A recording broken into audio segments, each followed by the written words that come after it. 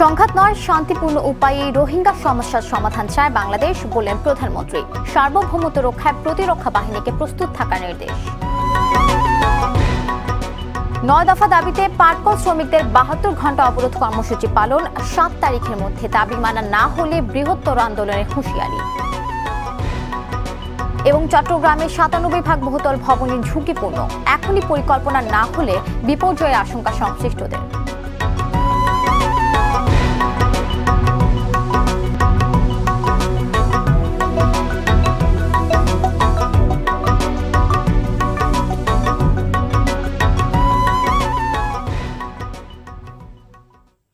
আসসালামু আলাইকুম, স্বাগত জানাচ্ছি RTV জেলা সংবাদে। শুনছিলেন শিরোনাম, আপনাদের সঙ্গে আছি আমি আফসানা সুরাইয়া।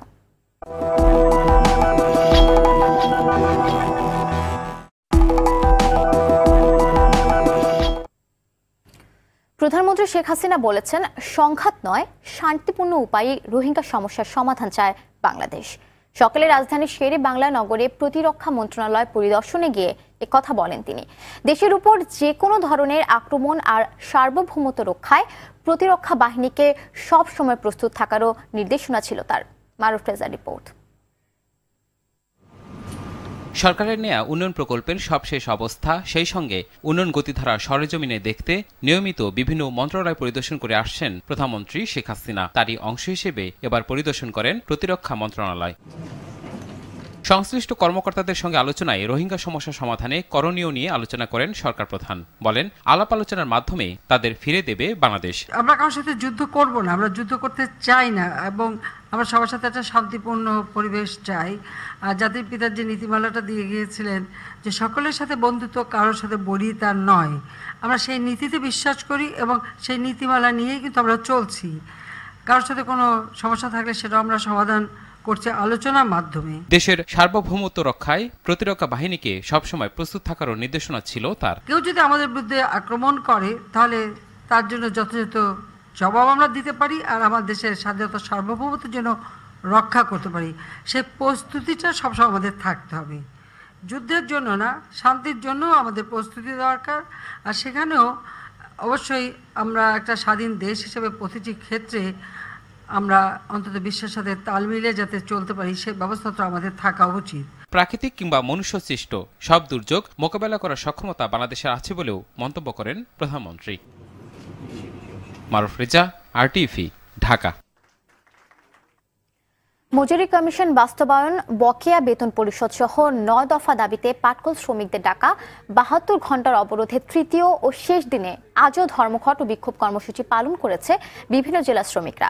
এতে গত দুদিনের মতো আজও ভোর থেকে বেলা 12টা পর্যন্ত দেশের বিভিন্ন জায়গায় রাজপথ, রেলপথে যান চলাচল বন্ধ হয়ে যায়। অন্যদিকে আগামী 7 তারিখের মধ্যে শ্রমিকদের দাবি মানা না হলে বৃহত্তর আন্দোলনের হুঁশিয়ারি দেন শ্রমিক নেতারা। প্রতিনিধিদের তথ্যচিত্রে নুসরাত জাহান সিনথির রিপোর্ট।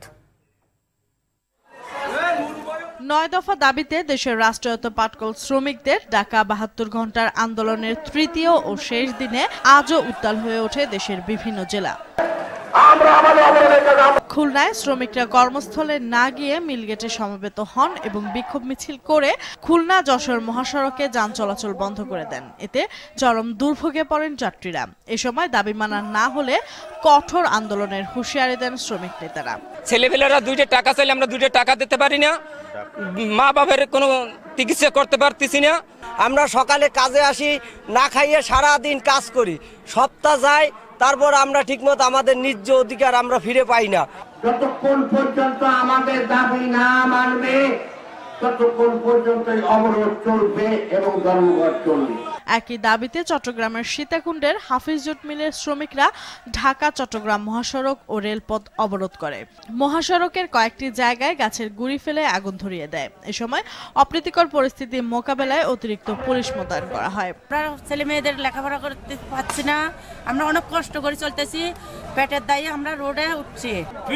শ্রমিকদের দেওয়ালে ঠেকে গেছে ভাইরা। দীর্ঘ 4.5 বছর পে স্কেল চালু হয়েছে, আমাদের মজুরি কমিশন অর্থ অবধি কোনো সিদ্ধান্ত আসে নাই। যদি আমাদের দাবি মানা না হয় তাহলে এরপরে বৃহত্তর কর্মসূচি দিয়ে আমরা সরকারকে বোঝাতে চেষ্টা করব এবং আমাদের দাবি আদায় করে ইনশাআল্লাহ আমরা ঘরে ফিরবো। রাজশাহীতেও রাজশাহী ঢাকা মহাসড়কে অবস্থান নেন বিক্ষোভকারীরা। এ সময় সড়কে যান চলাচল বন্ধ হয়ে যায়। মজুরি কমিশনের ঘোষণা না বাস্তবায়ন না করেন তাহলে আগামী দিনের আন্দোলনের সংগ্রামে আপনাকে বুঝিয়ে দেব আমরা পাটকল শ্রমিক লীগ ইউনিয়ন। সিরাজগঞ্জেও জাতীয় জুট মিলের শ্রমিকরা ৭২ ঘন্টার ধর্মঘটে অংশ নেন। রাজধানীর ডেমরায় ৯ দফা দাবি আদায়ের লক্ষ্যে তৃতীয় দিনের মতো অবরোধ কর্মসূচি পালন করে রতিব বাওয়ানি জুট মিল ও করিম জুট মিলের শ্রমিকরা। নুসরাত জাহান সিনথি, RTV। চট্টগ্রাম নগরীতে বহুতল ভবনগুলো ৯৭ ভাগই আগুনের ঝুঁকিতে আছে। এসব ভবনের মধ্যে ৯৩% অগ্নি নিরাপত্তা সংক্রান্ত অনাপত্তিপত্র ও ৯৭% ছাড়পত্র নেই। আইনের কঠোর প্রয়োগের মাধ্যমে বহুতল ভবনগুলোর মালিক ও বাসিন্দাদের অগ্নি নিরাপত্তা পরিকল্পনার আওতায় আনতে না পারলে ঢাকার মতো চট্টগ্রামও বিপর্যয়ের মুখে পড়বে বলে মনে করেন সংশ্লিষ্টরা। চট্টগ্রাম থেকে ইমরান ইমুর ক্যামেরায় কাজী মঞ্জুরুল ইসলামের রিপোর্ট, জানাচ্ছেন মাসুদ মুস্তাহিদ।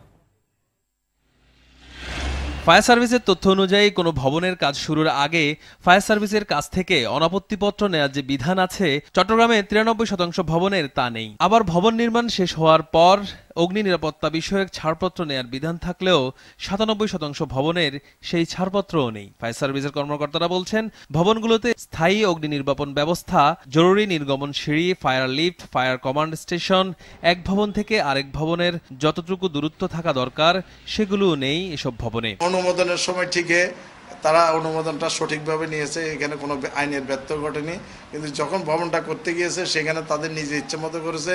এর জন্য মালিক পক্ষ অথবা যারা এই কন্ট্রাক্টর কাজ করেছে সেই কন্ট্রাক্টর দায়ী। নগর পরিকল্পনাবিদরা বলছেন, চট্টগ্রাম উন্নয়ন কর্তৃপক্ষের উচিত ভবন নির্মাণ কাজ নিয়মিত নজরদারিতে রাখা। যদি একটা নিয়মিত একটা নজরদারি করা হতো এবং যারা এই ব্যবস্থাগুলো গ্রহণ করেন না তাদেরকে যদি শাস্তির আওতায় আনা হতো একটা দৃষ্টান্তমূলক, তাহলে কিন্তু মানুষ আস্তে আস্তে সচেতন হতো। নিরাপত্তা নিশ্চিত করতে এবার বিশেষ অভিযানে নামছে চট্টগ্রাম উন্নয়ন কর্তৃপক্ষ।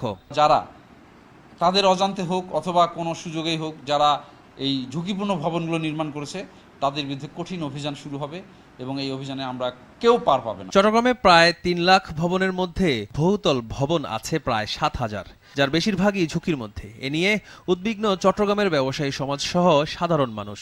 একটা বিল্ডিং এ আগুন লাগলে ওটার সাথে সাথে অন্য একটা বিল্ডিং এ ছড়াই পড়তেছে। এগুলো যদি প্রশাসনের ছাপ না দেয়, মার্কেট সমিতি কোনো কাজ করবে না, বণিক সমিতি কোনো কাজ করবে না। ভালোভাবে বাঁচতে চাই, আমাদের তো একটা জীবনে একটা সেফটি দরকার। মাসুদ মুস্তাহিদ, RTV।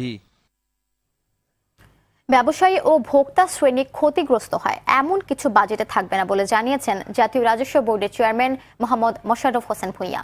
সকালে চট্টগ্রাম চেম্বার আয়োজিত 2019-20 অর্থ বছরের প্রাক বাজেট মত বিনিময় সভায় প্রধান অতিথির বক্তব্যে তিনি মন্তব্য করেন। এ সময় তিনি বলেন, আসন্ন বাজেটেও দেশি শিল্পকে সুবিধা দেয়া হলে বিনিয়োগ বাড়বে। এছাড়া এই বছর থেকে নতুন ভ্যাট আইন কার্যকর করা হবে বলেও জানান তিনি।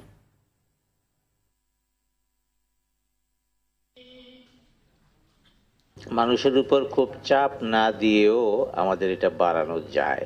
যেমন আমাদের আওতা বাড়াইতে হবে। প্রত্যেকটা ব্যবসা কেন্দ্রে ইলেকট্রনিক ফিসক্যাল ডিভাইস, এইসব মেশিন দেব, যেটির সাথে জাতীয় রাজস্ব বোর্ডের সংযোগ থাকবে। এই বছর থেকে আমরা ভ্যাট আইন বাস্তবায়নের জন্য ইচ্ছা রাখি। মাদারীপুর শিবচরের কাঁঠালবাড়ি ঘাটে ফেরি থেকে পড়ে নিখোঁজ মেহেদী হাসান রকির মরদেহ উদ্ধার করা হয়েছে।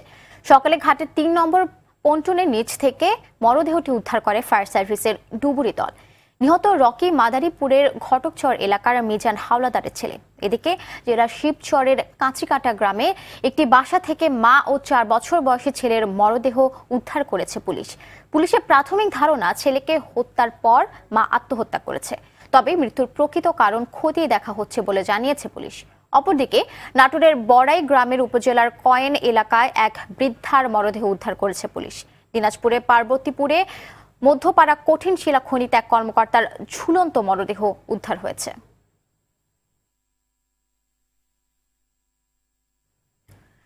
সিরাজগঞ্জে সিএনজি চালিত অটোরিকশা নিয়ন্ত্রণ হারিয়ে খাদে পড়ে ইসরায়েল হোসেন নামের এক চালক নিহত হয়েছেন। এ ঘটনায় আহত হয়েছেন অটোরিকশার 4 যাত্রী। পুলিশ জানায় সকালে বেলকুচি থেকে যাত্রী নিয়ে সিরাজগঞ্জে যাওয়ার পথে সদর উপজেলার ঠাকুরটেক এলাকায় পৌঁছালে অটোরিকশাটি নিয়ন্ত্রণ হারিয়ে রাস্তার পাশে অন্তত 30 ফুট গভীর খাদে পড়ে যায়। এতে ঘটনাস্থলেই চালক ইসরায়েলের মৃত্যু হয়। অন্যদিকে বরিশালে বাস চাপায় শাহ আলম নামে এক নিরাপত্তা কর্মী নিহত হয়েছেন। সকালে বরিশাল পটুয়াখালী মহাসড়কে এই দুর্ঘটনা ঘটে। নিহত শাহ আলম বাকেরগঞ্জ উপজেলার চরআইচা গ্রামের বাসিন্দা এবং সোনারগাঁও টেক্সটাইল মিলের নিরাপত্তা কর্মী হিসেবে কাজ করতেন। উপাচার্যের পদত্যাগের দাবিতে বরিশাল বিশ্ববিদ্যালয়ের আন্দোলনরত শিক্ষার্থীরা আজ বরিশাল ও পটুয়াখালী সড়ক অবরোধ করে। সকাল 11টায় সড়ক অবরোধ করার পরপর পুলিশ কমিশনারের অনুরোধে আধা ঘন্টা পর তা তুলে নেওয়া হয়। এর আগে 26 মার্চ স্বাধীনতা দিবসের আয়োজন সম্পর্কে শিক্ষার্থীদের না জানানোর কারণে বিশ্ববিদ্যালয়ে আন্দোলন শুরু করে শিক্ষার্থীরা। এতে উপাচার্য ইমামুল হক ক্ষুব্ধ হয়ে অপর এক অনুষ্ঠানে শিক্ষার্থীদের কটূক্তি করলে উত্তেজনা ছড়িয়ে পড়ে ক্যাম্পাসে।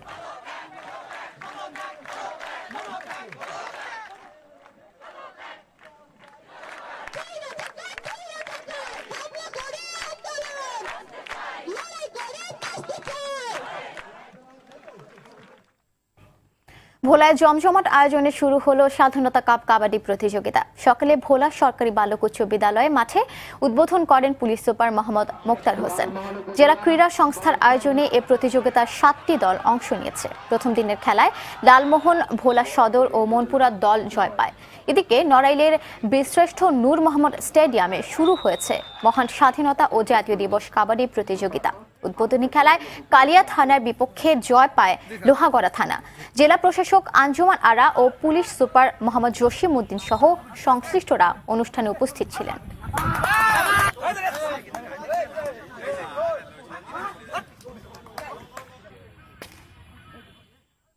দর্শক, সংবাদ শেষ করব, তবে তার আগে শিরোনামগুলো জানিয়ে দিচ্ছে আরো একবার।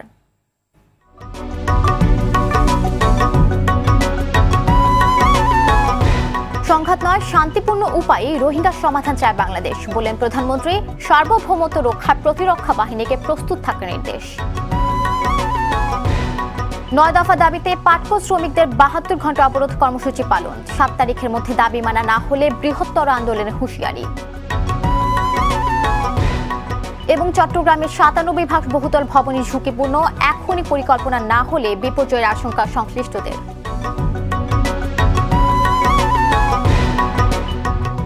জেলার সংবাদ এ পর্যন্তই। আর টিভি সবশেষ সংবাদ জানতে যে কোনো মোবাইল ফোন থেকে 24141 নম্বরে ডায়াল করুন।